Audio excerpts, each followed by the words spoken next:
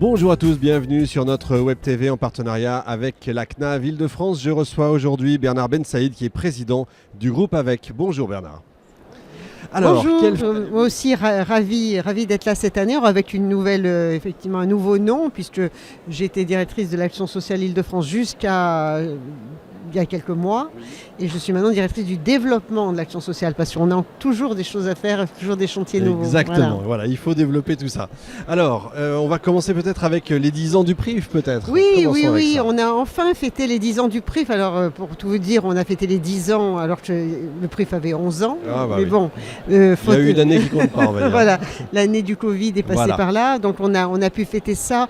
Et ça a été pour nous un grand moment parce que ça nous a permis de vérifier tous les progrès que nous avions pu faire, tous les résultats que nous avions pu obtenir sur le champ de la prévention avec un développement d'ateliers réels, puisqu'on est parti de 2 ateliers, on en est à 10 aujourd'hui, enfin 10 thématiques d'ateliers, et aussi par une multiplication du nombre de bénéficiaires de ces ateliers, de partenaires locaux. Aujourd'hui, on couvre à peu près 70% du territoire d'Île-de-France. Et ce qui reste, c'est les fameuses zones blanches. Il en reste, c'est les fameuses zones blanches très compliquées à atteindre. Voilà. Donc, pourquoi, juste une question, pourquoi c'est compliqué à atteindre justement ces fameuses zones blanches ? Première explication toute simple, une zone n'est pas blanche par hasard. Elle est blanche parce qu'il y a un rapport démographique qui n'est pas forcément en faveur des personnes âgées, bon déjà. Et puis ce sont souvent des territoires ruraux avec des toutes petites communes. Oui, bien sûr. Et l'enjeu pour nous, et je crois qu'il est partagé par nos partenaires, c'est de convaincre les partenaires locaux que sont ces petites communes de se réunir ensemble pour faire profiter leurs ressortissants de l'atelier. C'est-à-dire que si un partenaire local ne veut inviter que ses propres retraités, c'est un peu compliqué. Évidemment, bien sûr. On va parler de tremplin. Également. Oui, tremplin. Alors on en avait un peu parlé l'année dernière en se disant qu'il y avait tout un enjeu de transformation de cet atelier de passage à la retraite, donc nous avions décidé dès l'année dernière de démultiplier en l'offrant systématiquement à tous les retraités du régime général, à tous les retraités du régime agricole, 6 mois après le départ en retraite. Donc ça, c'était une belle annonce que nous avions faite l'année dernière. Elle s'est confirmée, consolidée. On peut aujourd'hui dire que tous les retraités reçoivent cette offre de service et c'est bien. Alors, c'est pas parce que tous les retraités le reçoivent qu'ils l'acceptent, mais aujourd'hui, on en est à peu près à 300 ateliers effectués en Île-de-France, rien que sur cette thématique-là. Il y en avait 50 avant. Oui, c'est ça avance, voilà, ça avance bien. Donc on est vraiment très contents. Et alors pourquoi on tient tant à ce développement de tremplin ? Parce qu'on est de plus en plus convaincus que c'est le moment, le passage à la retraite, le moment où on doit aider le retraité à prendre ses marques sur tous les champs d'activité qui s'ouvrent à lui, l'aider à réfléchir aussi sur la thématique de son habitat. Dois-je rester dans mon logement ? Dois-je le quitter ? Et puis que vais-je faire de ma vie maintenant que je suis à la retraite ? Donc c'est important. Et alors cet enjeu régional, il a été rejoint par une préoccupation nationale. Donc c'était aussi l'occasion de le dire, c'est-à-dire qu'au niveau national, en interrégime, une offre a été développée qui s'appelle Bienvenue à la retraite. Et Tremplin s'inscrit totalement dans cette mesure-là.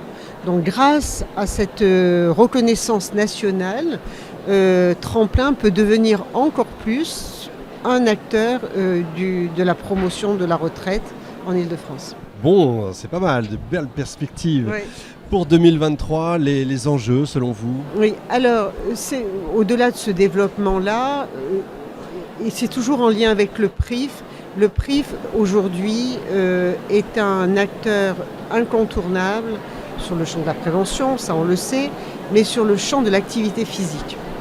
Et ceci rejoint un objectif national qui a été identifié en 2022 avec un plan national anti-chute qui a été lancé par l'État avec une possibilité de renforcer des offres de services visant à diminuer le nombre de chutes. On sait qu'aujourd'hui, la chute, c'est la cause d'accident la plus importante. On rappelle qu'une personne âgée qui chute a beaucoup de mal à se relever parce que je crois qu'il y a un rapport, on reste 10 minutes, on perd X% de masse musculaire, etc. Oui, c'est voilà. très... D'abord, c'est grave, la chute, elle doit s'analyser dans un contexte global. D'abord, on ne chute pas toujours par hasard. Oui, bien sûr. On ne chute pas parce qu'on a pris un tapis, simplement. Hein. On chute aussi parce qu'on avait un problème de nutrition en amont. Ah oui. Une faiblesse osseuse, etc. Donc l'idée, encore une fois, c'est de renforcer la prévention, identifier les causes de chute et y répondre. Et là, le PRIF s'inscrit complètement dans ces cases-là.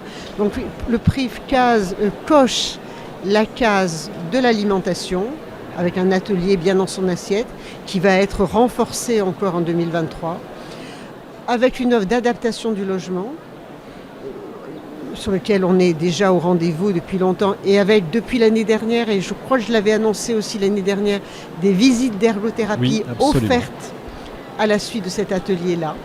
Donc on est vraiment, on rend l'offre de prévention accessible. Et puis les ateliers d'activité physique, on en a 2 aujourd'hui, un qui s'appelle Équilibre en mouvement, l'autre qui s'appelle Plus de pas. Et donc, on peut considérer que la boucle est bouclée et qu'on va, grâce à tous ces ateliers-là, encore une fois, offert à tous les retraités, grâce au financement des caisses de retraite, des conférences de financeurs, on va offrir au maximum de retraités la boîte à outils qui va leur permettre d'être complètement autonomes le plus longtemps possible. Ça c'est formidable et il faut le faire savoir et heureusement que vous êtes venu nous l'annoncer.